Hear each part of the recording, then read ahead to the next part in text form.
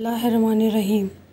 آج رمضان کا دوسرے دن کے بارے میں رسول خدا صلی اللہ علیہ وسلم نے ارشاد فرمایا، اللہ تعالیٰ رمضان کے دوسرے دن ہر ایک قدم جو تم اٹھاتے ہو کے بدلے 1 سال کی عبادت کا ثواب عطا کرتا ہے، نبی کا ثواب اور 1 سال کے روزوں کا ثواب بھی عطا فرماتا ہے۔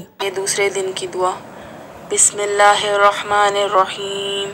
اللہم قربنی فیہ الی مرضاتک وجنبنی فیہ من سخطک ونقماتک ووفقنی فیہ لقراءۃ آیاتک برحمتک یا ارحم الراحمین۔